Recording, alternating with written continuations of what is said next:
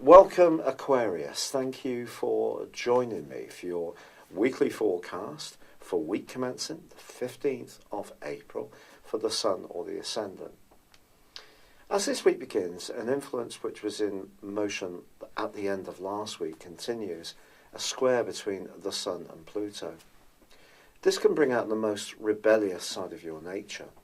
If there is a controversial issue that you feel that you should ventilate, I don't think it's going to be easy for anyone to persuade you not to do so.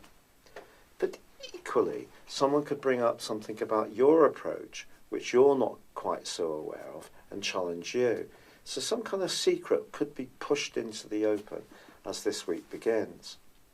Fortunately, Mercury, the planet of communication, which has been working through your sector of resources and self-worth, that ends its journey in the sign of Pisces by Wednesday and moves into the sign of Aries.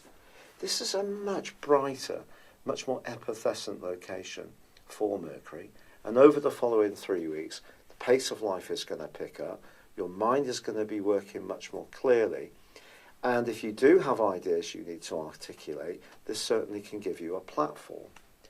But the Sun is going to be moving signs this week, precisely on Saturday morning about 8:50 GMT into Taurus.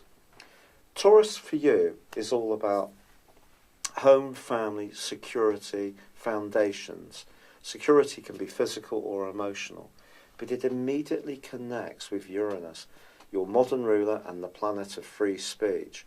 If there is something that's still lingering from that right angle between Pluto and the Sun, I think you may feel that you still have to say exactly what it is that's on your mind.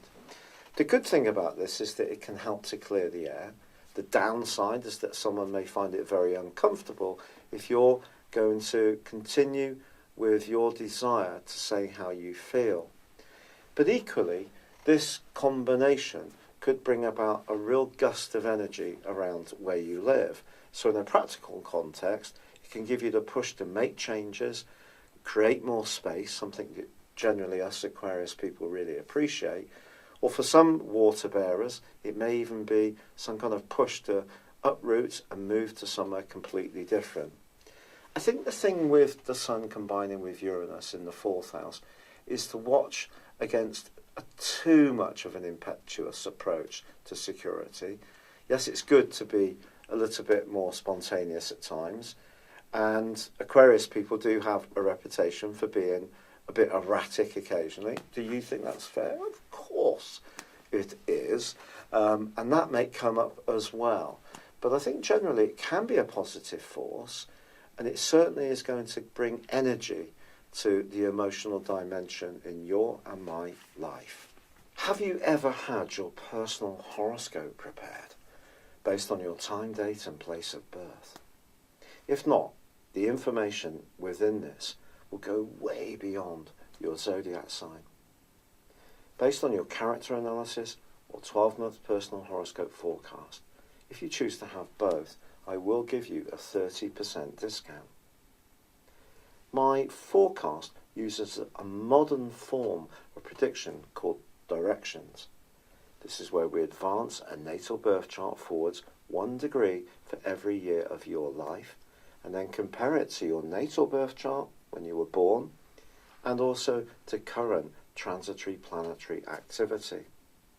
A large astrological study found that this was the most accurate form of forecasting. Why not join me beneath this video on the link and check this out for yourself? But for now, it's been a pleasure being with you. Good luck and goodbye.